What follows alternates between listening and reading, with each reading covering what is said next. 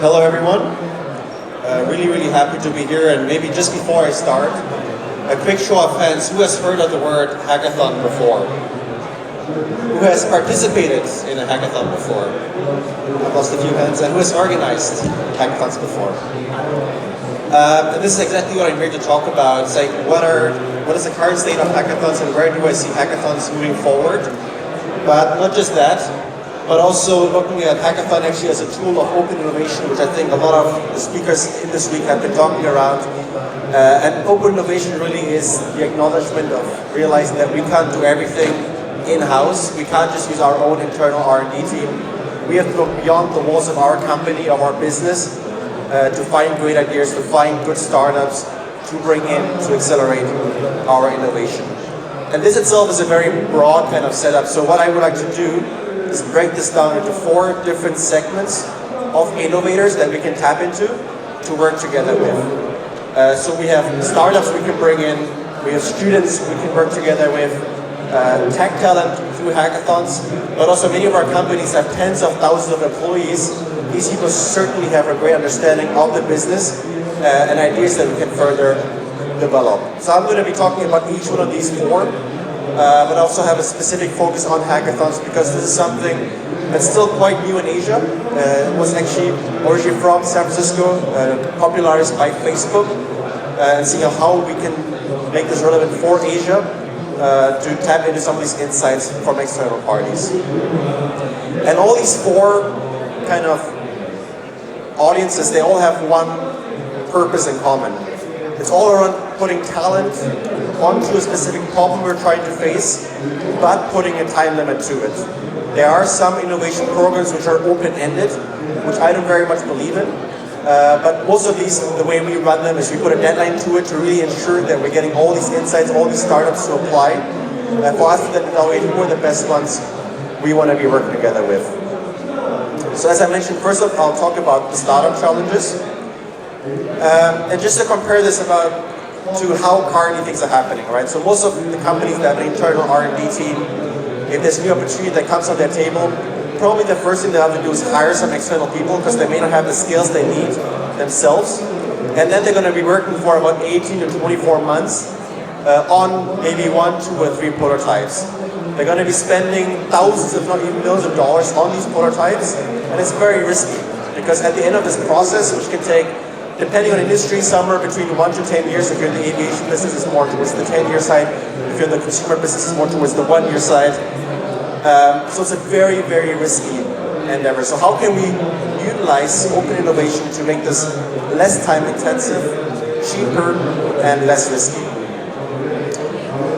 So the thing with the companies really is that they want to be identifying what is core to their business. A lot of big companies, they're doing thousands of different things, but most of them have really one big thing that defines who they are. So for all the other things, why don't we find people in the ecosystem who are specializing in these things for us to bring them in and leverage on their expertise? So just as an example, AXA, I'm sure you all have heard of them. They're a massive insurance player, and they basically do this squad every single year with different challenges. And this year it was really around how can we improve the claims process for the customer? How can we ensure that these claims are valid and not fraud? So we helped them find around, actually there's a number, it's 450, there's a 0 missing there. We found them about 450 startups from around the world specializing in this. And they then brought them in, the top 5, basically deciding that these 3 startups they want to be piloting. So they went to 3 pilots, each pilot worth about 150,000 euros.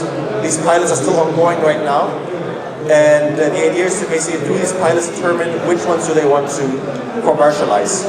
So instead of putting all their eggs into 3 baskets, they had 450 companies who are basically spending all the time and energy they have, all their proposals, and then deciding who are the best for our use cases to bring them into the AXA network and potentially rolling that out to the customers.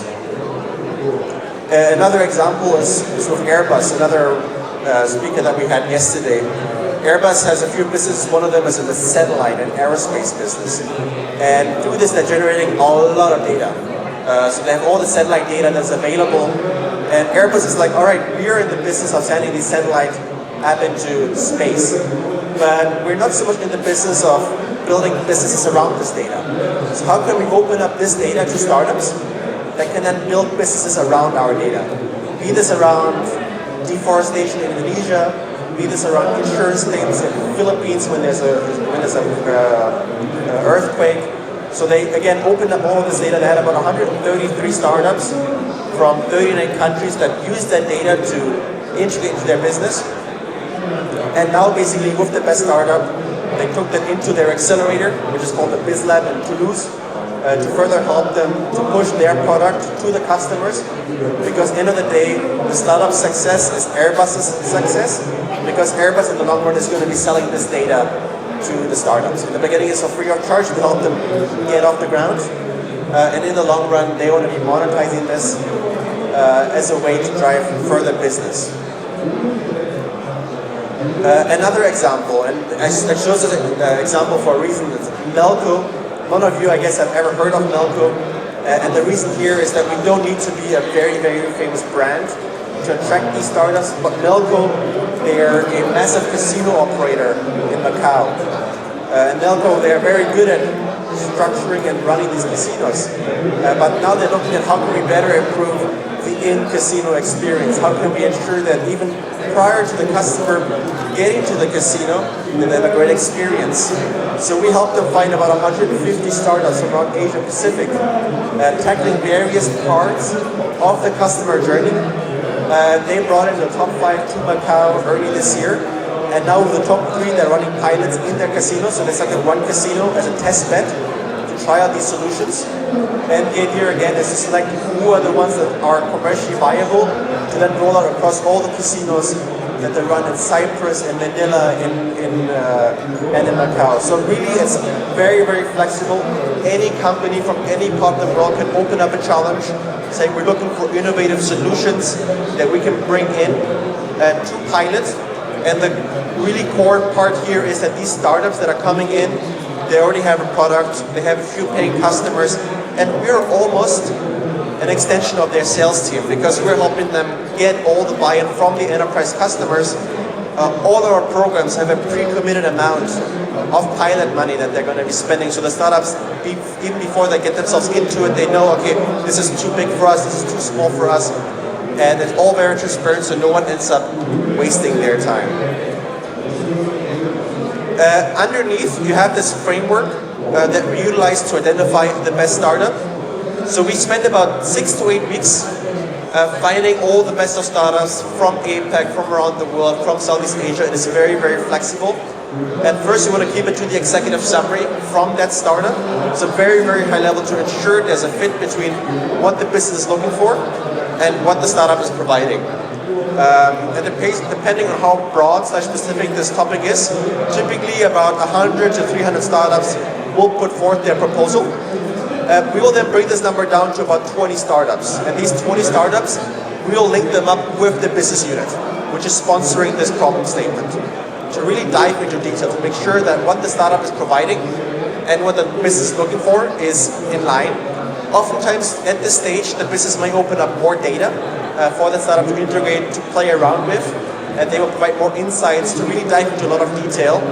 And all of this, by the way, is happening online. So it doesn't matter if you're based in Zimbabwe, South Africa, Mauritius, or in Singapore. It's accessible to anyone. And through this mentoring process, typically the startups will create a POC proposal, an investment plan, a full business plan, depending on what the outcome of the program is supposed to be. And then based on this deliverable, we maybe invite the top 5 or 10 to come offline for a final pitch and demo. But the important thing here is we're not greeting these startups. We've already worked together with these startups for about a month online, and it's all around putting a face to everything to then decide who are the best ones you want to work together with. Sometimes this kind of program can feed into accelerators, that can feed into CVCs, so corporate venture capital funds, for them to decide who are the ones they want to invest into, or simply conducting pilots with these startups. Why would a startup want to join such a program? Of course, the obvious is for them to find customers. That's by far the easiest, but there's a lot more to it than what meets the eye. One thing is that through this they'll have access to industry veterans from the sponsoring company. So be this the head of the business unit or be this someone in the legal team to further get insights into the space where they're trying to sell into. Oftentimes companies will open up proprietary data to these startups. And as we all know today, data is a core differentiator. If you have access to proprietary data, you can drive a lot more insightful things from that data. The other thing is they're going to be receiving a lot of valuable insights from potential customers. So even though they may not land that deal, through this program, they're going to get stronger for other sales activities they're running in the region. And of course also a lot of exposure because many of our events, well, some of them are closed door with only the executives, but other events are at big conferences such as this or in Singapore at Switch, where we provide a stage to these startups, not just talk to that specific customer, but the ecosystem in general. And of course for the enterprise, they're looking for startups to accelerate their innovation, so leveraging on the expertise from that startup to basically reduce the time and the amount of money required to integrate these new solutions. Now that's for startups. So this really is around companies that already have existing products, they already have existing customers, and it's all around bringing them to new customers. Next up, I'm going to talk around something that we call business student challenges, which is a very misleading word, and you're going to see in a second why I say this. But before that, a quick video.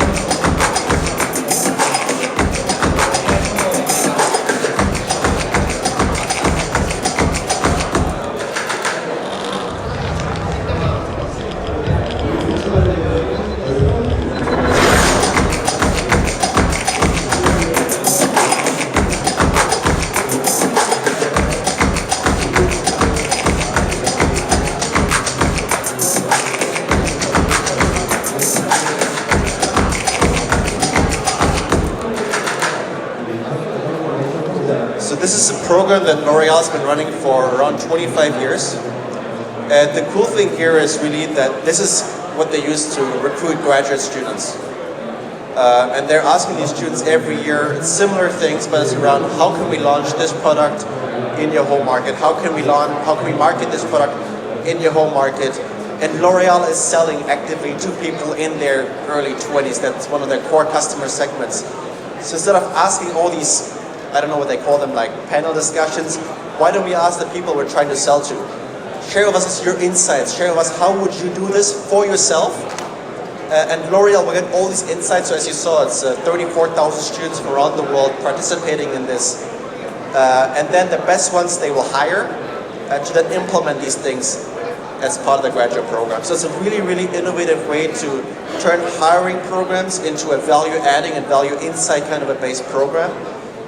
Because for the HR, it's a fantastic way to assess them through, again, this online approach at first. So you have, I think, 65 different countries participating in this, and the top 100 teams that fly to Paris to then decide who are the students that we want to bring on board, not just based on the CV, actually not based on the CV, not based on the GPA, not based on the university, but purely based on how well do they understand our industry, do they have great ideas, how well do they work in teams, which today is really what's so important in the workplace. And it's also gamifying the entire process. So from the very, very get-go, L'Oreal is sending the message of, we are here to listen to your ideas, we are here to get those insights, to try them out, and see how we can bring them to the market. We run a very, very similar program to PepsiCo. Pepsi, they're Coke's biggest competitor. And again, for them, they used to have all these researchers going out there speaking to 10, 100 customers saying, okay, what do you think is going to be the next big thing in beverages? And again, they spent years and years and millions of dollars, and it was occasionally successful. And now we combine that for them, again, with their hiring activities. Where if you now want to work for Pepsi, they have also gamified this and say, okay, what do you as a student think is going to be the next wave of beverages that people are going to be consuming around the world? And be this in Korea, be this in Germany, be this in the States, local markets have very different tastes. In Korea, a kimchi drink could potentially take off. In Germany, I don't think anyone would be interested in this. So it's really getting these insights from the people who are on the ground and assessing them through this. They also had about 1,200 students participating from around the world, and I believe the top 50 they hired for their graduate program. We put it through a very similar kind of methodology, but the important difference here is that we allow these students to team up online, and like was mentioned in the previous session, different countries and different universities specialize in different things. And what we realized is that business students typically only know other business students, engineering students only know other engineering students. Through the Agorize platform, you can basically propose an innovative idea, and then the platform will push you complementary profiles to build your team. So you can have your finance guy from Singapore, you can have your designer from France, and your cosmetics professional from Korea. And you all meet online, you work on the deliverables online, you meet your mentor from that company online, and you only meet offline for the final event. And that's really, really cool, where people who have never met before are able to leverage their skills from different parts of the world to build well-rounded teams to get forth in these programs. Because in our day and age, you can't just build something from a specific domain itself. You really have to put together tech, business, design, and industry. But unlike the startup programs, these programs are really around ideas and concepts. This is very important. You shouldn't be expecting to be able to run anything, like to launch anything right after such a program. There's quite a bit more work that has to be done, but it's really around identifying innovative ideas that can further be developed, be this by the students as graduates or by an internal team. But the underlying methodology is very much the same as what we use for the startup programs. And why would a student join? As you saw, the numbers for these programs can get very big. L'Oreal was 35,000 students. We just did a program with Total, the petrol company. There was 200,000 students participating. So the chances get very slim that you can win.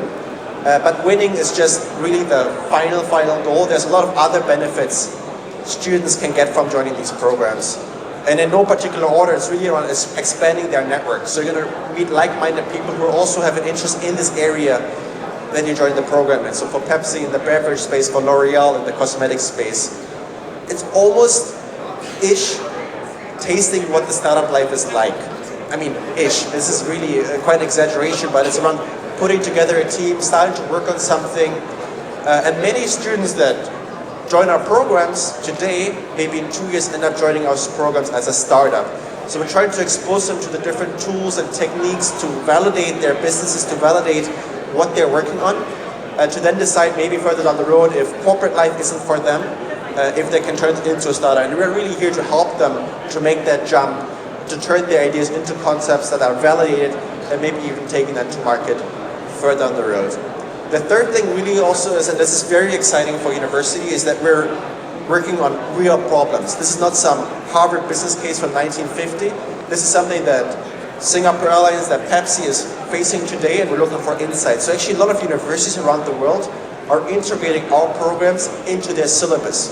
So the students get graded for these things. And this is really, really cool for us. It's very cool for the partners, because that way really brings the quality yet to another level again. Because the professors helping the students, they have allocation during the university time to work on these projects. So in Singapore, running a pilot with NUS, we're in Hong Kong and a few universities in Europe. I think the top 50 universities have integrated our programs into their syllabus. But of course, we need to make sure it's a fit between the topic of the program and what they're teaching in the university. The other thing is around getting access to these expert mentors. So be this to learn more about the specific space, or even more as a career advice. These people oftentimes they've been in the industry for 10, 15, 20 years. It's all about making those connections with the students. And of course, the last two is around exposure, and then finally around potentially getting recruited at one of these companies. But what we see is a lot of the students, they come back over and over again because the experience is a lot of fun. For the students and for the startups, it's free of charge. If they make it to the final, the expenses are fully covered.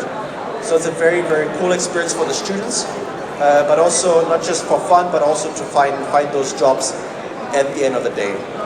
And for companies, why do companies run such programs? Of course, like I mentioned, the first and most obvious being to find talent. But there's more to that than that. It's also around brand awareness. I mean, such programs build a lot of awareness around what is the company currently working on. It sets the tone around what is it like to work for these companies, even before you work at that company. Currently, all you have is this 15-minute window of interview with your HR personnel, and how do you really know what that culture is like? Yeah, you can go on Glassdoor, you can ask some other friends, but through this, we're really linking you up with the teams, we're linking you up with the HR teams for this 1 month of online mentoring, for you to have a better understanding of how does this company work, like what's their culture like, even before you enter that door. Of course, also, as I mentioned, is around acquiring talent and sourcing for ideas that they can then further develop internally with their own skills, or ask the students to work on them as part of the graduate program. All right, and now I can talk about hackathons, because hackathons is pretty much very similar to the business student programs, except the deliverable is very different. Instead of a business plan or a marketing proposal, we actually are looking at actual solutions that can be piloted. And the important thing here to notice is that hackathons are not only for tech talent. And this is very much the same thing as for business programs. How can you potentially develop a prototype for something if you only have developers? You need to ensure there's a business need for this. You need to make sure that this is something that's usable. So most of the hackathons that we run, we recommend this 50-25-25 split, where half the team is of engineering background, 25% of them are designers, and 25% are looking at the business perspective. And this way, you're not just building cool products or cool MVPs, but cool MVPs that can actually be turned a lot easier into actual businesses. The hackathons themselves are still very, very new, as I mentioned, in Asia, and this was actually popularized by Facebook. Some of the things that came out of hackathons were the tagging stuff on Facebook, the like button on Facebook. Those things were developed through hackathons. And also some of the businesses in Asia were started off at hackathons, were then further developed afterwards. So this moment, I just take a step back and look at what are hackathons at right now, or how have they been, like typically.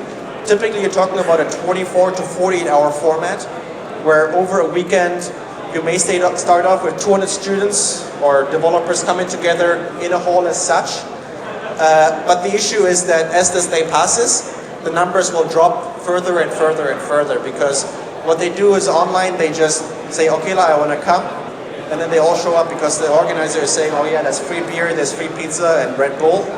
But most of them have no idea, or they didn't actually spend any time thinking about what they want to build. So even when it comes to the prototyping, there's quite some people will lose, because they may not have a team, they may not have an idea. And so these people, they will start working on prototypes, but they may give up at the end of the day. They may not have the required skills, or they realize that what they're working on is already there. So very, very few people actually will make it to the pitches. But we've got this massive venue, so it's really quite a waste. And the other issue is that with this setup, you're basically limiting yourself to, let's say, a 20-kilometer brain radius. If you're organizing a hackathon in Seoul, will developers from Incheon come? And Incheon is kind of down the road. I think anyone in Incheon would think 3 times before they spend an hour to come here. So that's one big barrier. Another big barrier is you have to be available during one particular weekend. If I got an engagement that weekend, I'm not going to be able to come. So what we do instead, oh yeah, all right, I got it here again. So running it this way, it's a cool way to get started, but it's very expensive because you got to take care of this massive logistical space that's risky because you have, yes, a lot of people that sign up, but as you know, you're going to lose a lot of them along the way, and you don't know what the ideas are like. And the other thing is also, it's very, very time intensive to organize a big offline event. So what we worked on at scaling this is moving the biggest and the most expensive part online.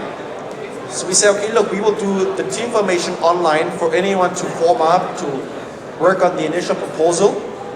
But instead of inviting everyone offline, we're only inviting the best teams offline for a 12 or 24-hour hackathon, and then turning their ideas into concepts. And this is very, very cool because this way, it's cheaper because we're needing a lot less space.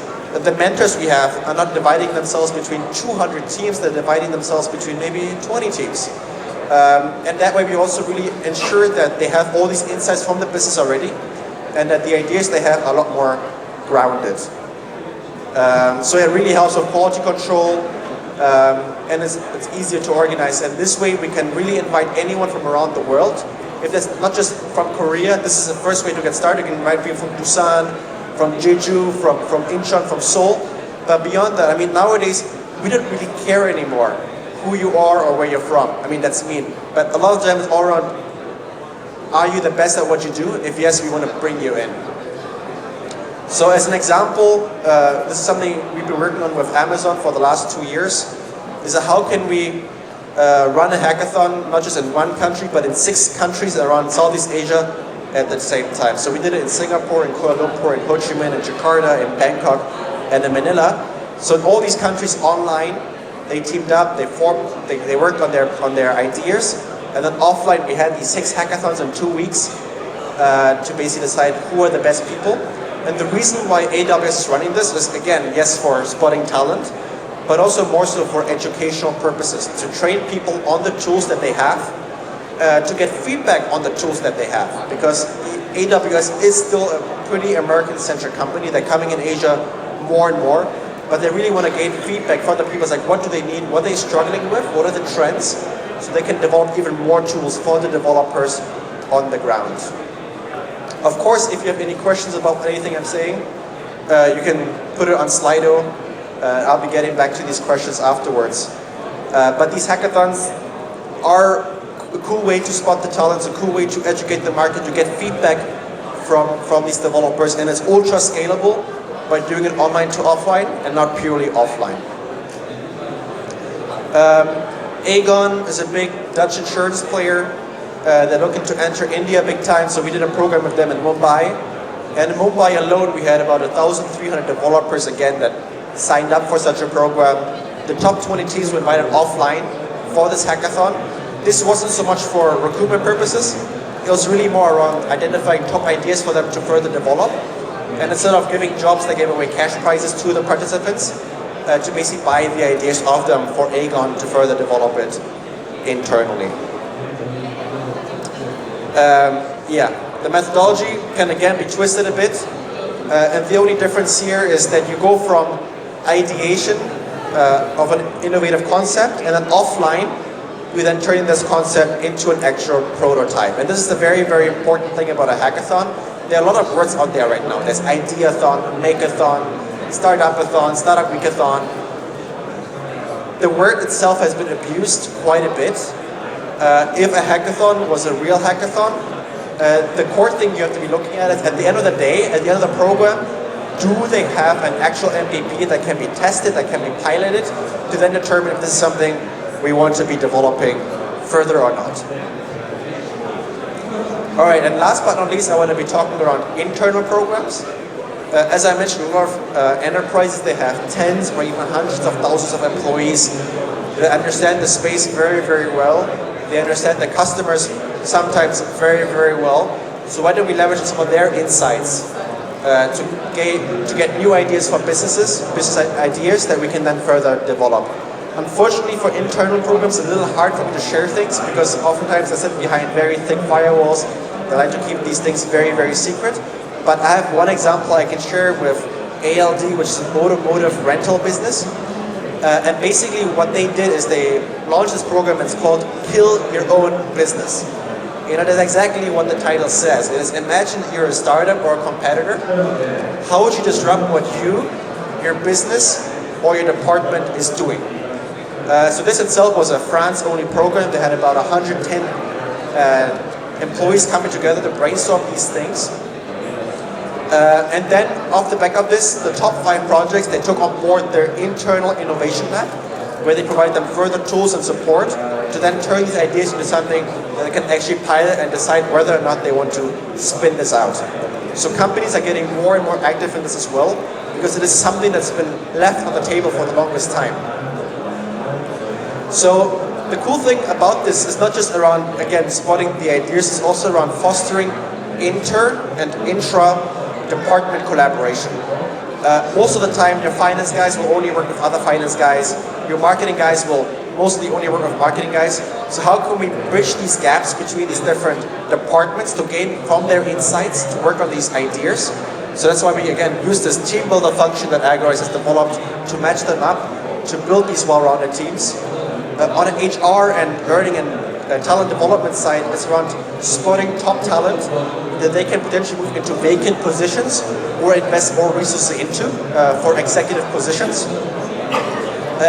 More so also it's around spotting gaps within the talent. Say, okay, we have all this talent that's here right now, but for where we want to get, we're missing crucial skills in design thinking in the marketing team. We're missing crucial skills of rapid prototyping in the development team. So through such programs, they can spot such gaps and develop programs for the talent to basically equip them on these things. And the other thing is very important is that this is a very good way to make it clear that innovation is everyone's agenda. It's not just the CEO, the CIO, and the CTO, who are 3 people who cannot possibly be running the whole business, but it's around how can we get all those insights from the people that are on the ground, that know what the pain points are, those ideas into the executive room, to then turn those ideas into actual businesses.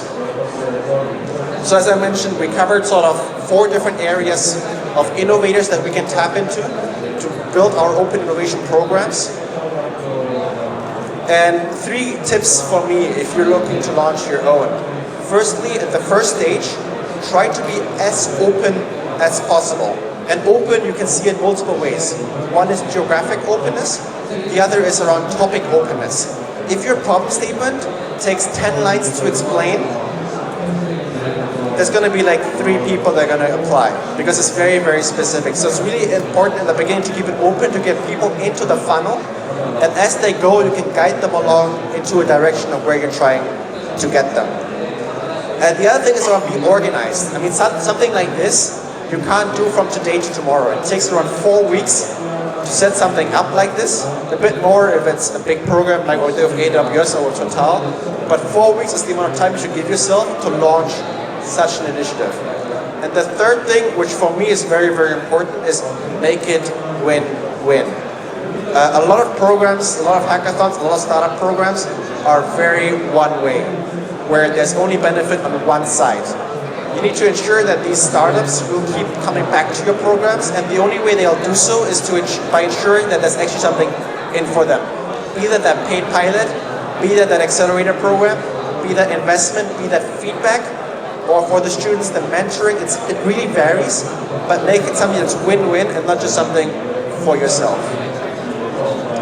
A quick thing, just before I wrap things up, around why I talk about this. I actually work for a company called Agorize.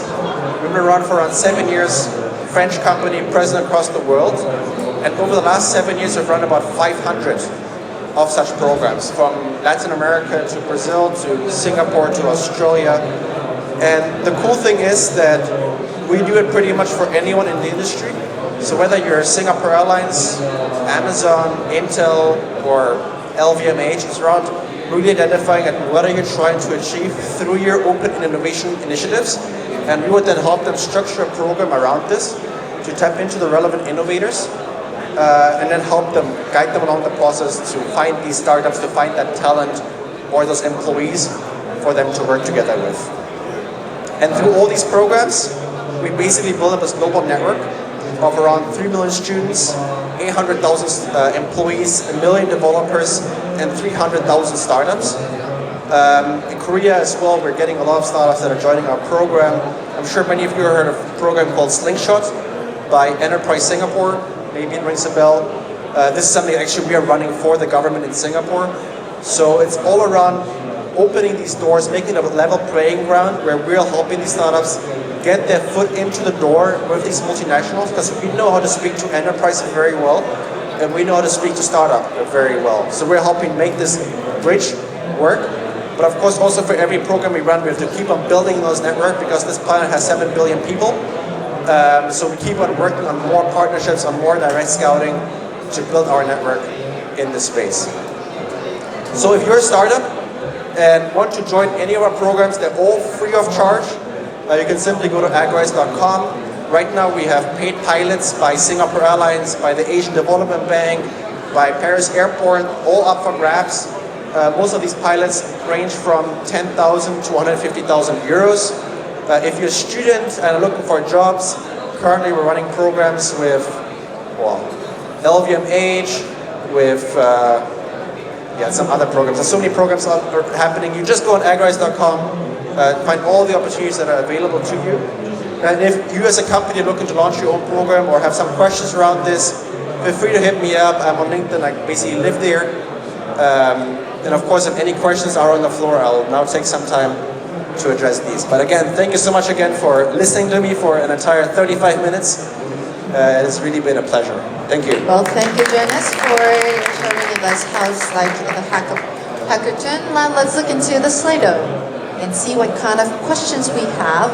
Well, the first question, since this is an era of media, is there any recommendations you can, or the recommended method that you can share with us how to enter the Singapore market, in media-wise?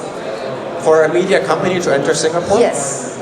I mean, the cool thing with Singapore, I've been in Singapore for now 7.5 years. Prior to that, I spent 6 years in Hong Kong, so I've been in Asia for a bit of my life. The cool thing in Singapore is that everyone really knows everyone else. It's a very, very small ecosystem, which can work very well or can work very much against you, depending on if you're good or not. The government itself is super, super connected, so a lot of the government programs are there to help you open up in Singapore. So you have soft landing programs by the likes of ACE, by the likes of Enterprise Singapore, by the likes of EDB. So you just have to look at your specific sector. There will be a government agency in charge of helping you come to Singapore. That government agency will also hook you up with enterprise customers. The government agency will hook you up with investors. The government agency will hook you up with talent. I sound like a salesperson for the Singapore government. I don't make any money on this, but the government really has been working on this for, I would say, close to 10 years. They're very, very sophisticated in this.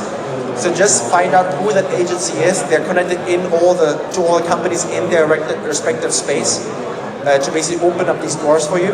But you have to be very sure that in Singapore you live and die by your reputation. And these companies they're not afraid to talk to one another about how you perform. And this is how we opened up Singapore early this year. And now it's one of our biggest offices around the world because it's so hyper-connected. People love what we're doing. The reputation is very, very good. But this is something you as a startup founder, you have to be aware of.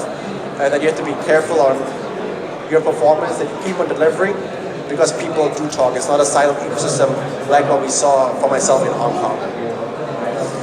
So you're saying that there's a specific agency that is going to help you throughout all the programs. So it's like a one-stop program.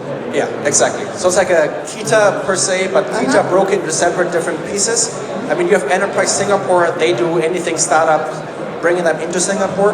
But under Enterprise Singapore, their brothers and sisters in their respective spaces are then in charge of taking that over and connecting you to the industry, to the investors that they actively are supporting.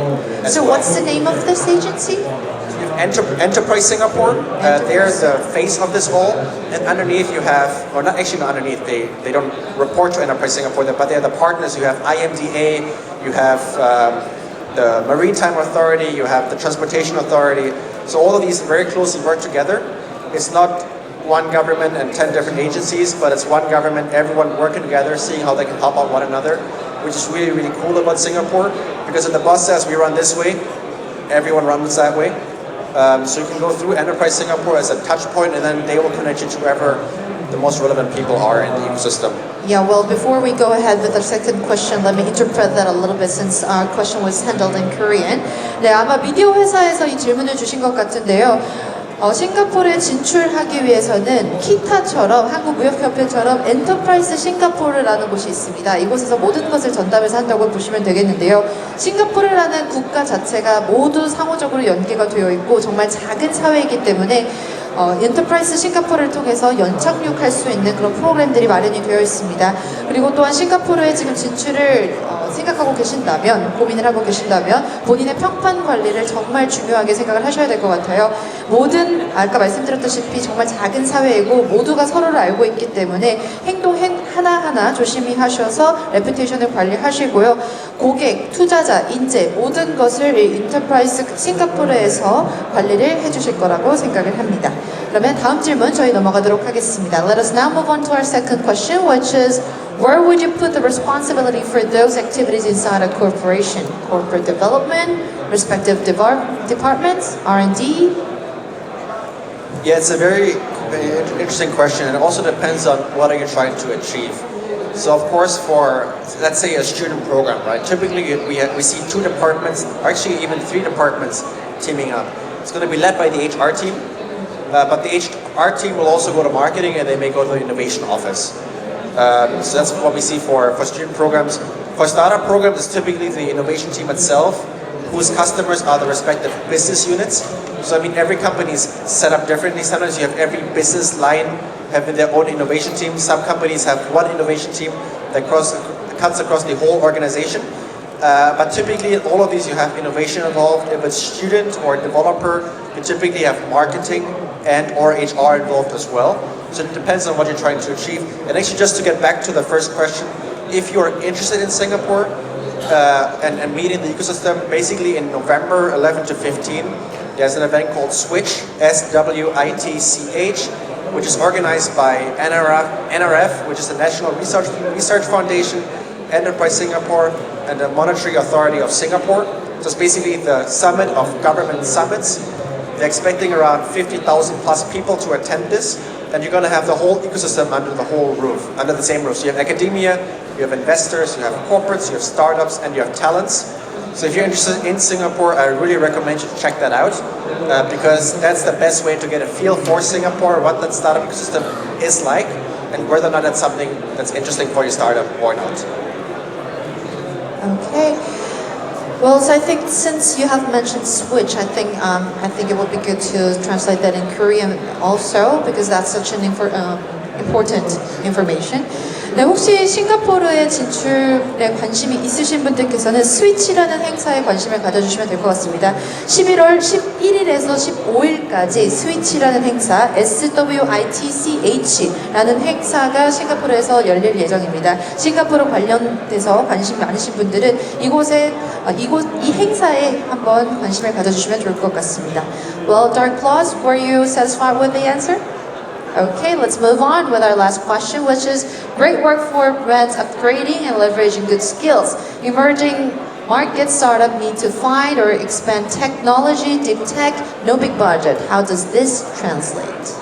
Yeah, that's a very good question, and this is something that we as a company are working on quite a lot because we realize that the startup success is our success. So a lot of the programs that we partner up with AWS, with IBM, with Microsoft to bring their experts on board to mentor the startups.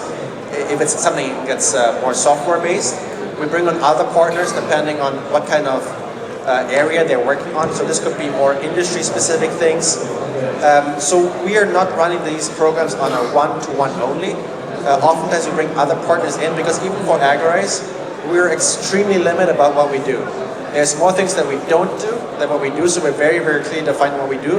And then for everything else, we bring other partners on board because we do understand that insights and data may not oftentimes be enough. There's other tangible things such as training or more deep tech things that we need to work on as well. So for these things, we bring other partners on board to make up for those gaps.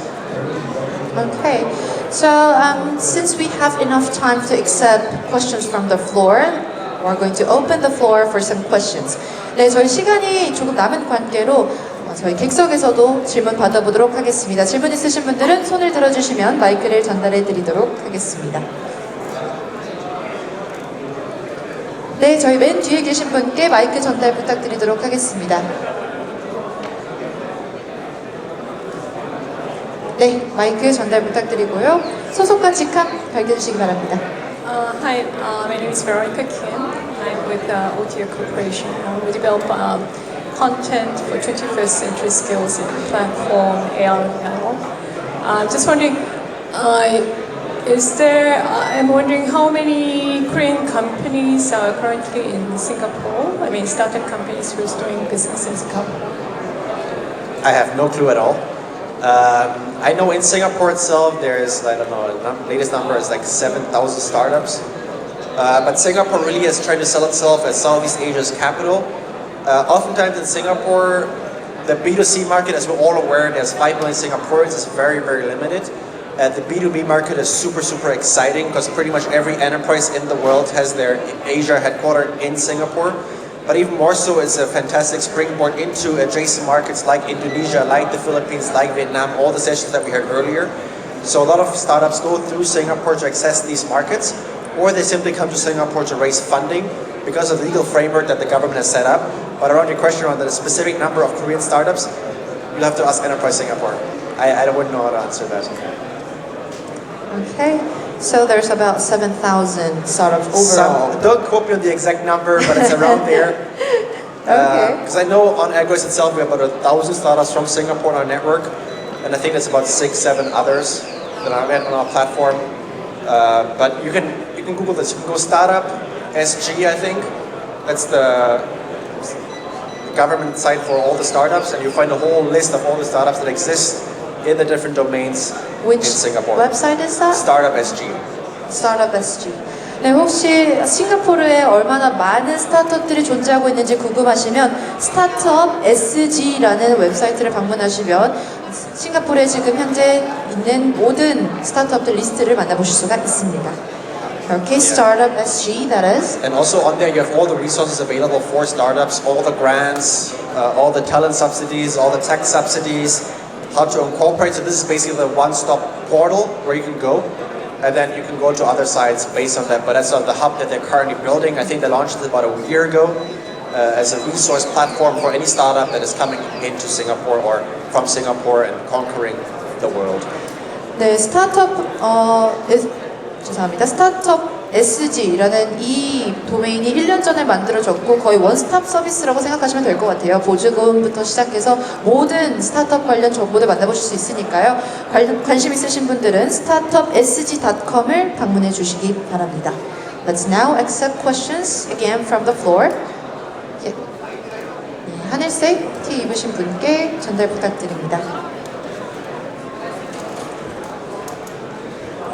네, 바로 말씀하시면 되겠습니다. Hello, I'm the founder of the wristbag.